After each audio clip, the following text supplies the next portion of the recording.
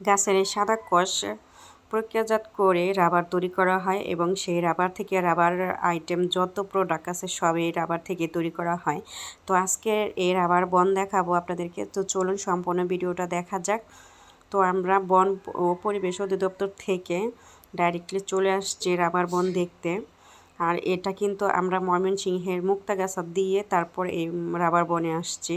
তো রাবার বনটা মধুপুরের মধ্যে পড়ছে, টাঙ্গাইলে মধুপুরে।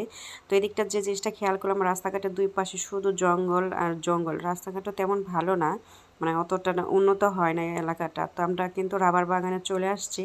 তো এদিকে দেখেন রাবার বাগানটা এত বড় এরিয়া, মানে এখানে আমরা ফার্স্ট শুরু হয়েছে বাগানটা সেখানেই আসছে, আর ওদিকে কত দূর পর্যন্ত বাগানটা সেটা দেখা যাচ্ছে না।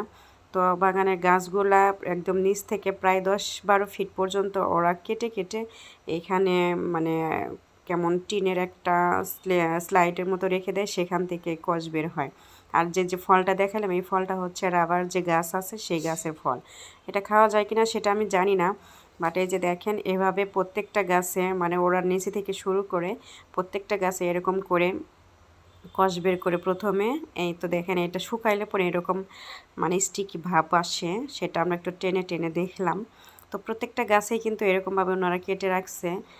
এখনই মনে হচ্ছে সিজন, কারণ একদম দেখা যাচ্ছে ভোরবেলায় ওরা এই গাছের কষগুলো সংগ্রহ করে পাশে কারখানা আছে সেখানে প্রক্রিয়াজাত করা হয়। আর এখানে প্রাথমিক প্রক্রিয়াজাত করে ওরা ঢাকায় পাঠিয়ে দেয়। তো গাছগুলার এখানে আমরা সবাই দেখতেছিলাম যে গাছগুলা কিভাবে কষ সংগ্রহ করে। এই যে দেখেন গাছগুলো ওরা কেটে গাছের একটা শিরের মতো তৈরি করে, সেই শির দিয়ে কষগুলা ওই একটা টিনের মতো স্লাইড সেটার মধ্যে গিয়া মনে হয় পাতিল রেখে দেয়। এখন পাতিল নেই, যেহেতু আমরা দুপুরে দিয়ে গিয়েছি, ওরা মনে হয় এখানে নিচে কোনো পাতিল রেখে দেয়। তো সেইটা দিয়ে সংগ্রহ করে পরে কারখানায় নিয়ে যায়। দেখেন একদম পাতলা সাদা যে পানির মতো, ওই রকম দুধের মতো আর কি। তো এটা ঠান্ডা হয়ে গেলে পরে কষে পরিণত হয়। তো আমরা যেখানে প্রক্রিয়াজাত করে কারখানায়, সেই কারখানায় চলে যাচ্ছি দেখার জন্য ভিতরে কিভাবে প্রস্তুত করে সেটা দেখার জন্যই আমরা সবাই চলে যাচ্ছি এটার ভিতরে। তো এইখানে আমরা ভিতরটার সামনের যে পরিবেশ, এখানে হচ্ছে ভিতরে যারা কাজ করে তাদের মানে কোয়ার্টারের মতো করা হয়েছে। আর ভিতরে অনুমতির জন্য এখানে কিছু ফর্মালিটি আছে, সেই ফর্মালিটি করেই আমরা ভিতরে যাচ্ছি। মানে এখানে অনেক ঠিকানা লিখতে হয়, সেগুলো করেই আমরা ভিতরে যাচ্ছি। তো ভিতরে যাওয়ার পর এখানে মানে কষগুলো সংগ্রহ করে ওনারা সকালবেলায় কাজ করে মানে এখানে শুকা দিয়ে রাখছে, সেটা আমরা দেখছি। আর এখানে যে দেখছেন একদম প্লেট প্লেট করে সাজিয়ে রাখছে, এগুলো শুকা দিয়ে রাখছে, মানে ওরা যে প্রাথমিক যে কাজ সেটা করার পরে শুকা দিয়ে রাখছে। এখানে প্রথমে কষগুলো আনার পরে ওরা টেস্ট করে, তারপরে এখানে জাল করে। আসলে ওরা মানে কয়েকটা ধাপে জাল করে, জাল করার পরে শুকায়, শুকানোর পরে আবার আগুনে পোড়ানোর পরে আবার শুকায়। তো শুকানোর পরে সেটা আবার ওরা ঢাকায় পাঠিয়ে দেয়।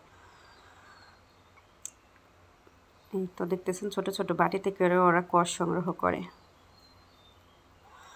অনেক এরকম অনেক কিছু কালো হয়ে আছে আর কিছু সাদা এরকমই হয়ে আছে।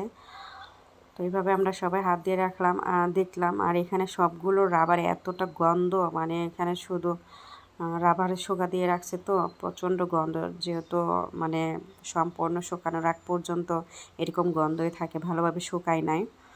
তো এরপরে ওরা যে এটার পিছনে মানে পোড়ায় সেটা আমরা দেখলাম, জাল করে রাবারগুলা, সেটা আমরা ভিতরে গিয়ে দেখলাম। এটা আসলে কয়েকটা ধাপে কিন্তু এটা আগুনে পোড়াইছে, জাল করছে, তারপরে এখানে শুকা দিয়ে রাখছে। এই যে চুলা, এখানে হচ্ছে গরমকালে জাল করে, আর ওই পাশে আরেকটা চুলা আছে সেটা ওরা শীতকালে জাল করে। তো আজকের ভিডিওটি এ পর্যন্ত। আল্লাহ হাফেজ।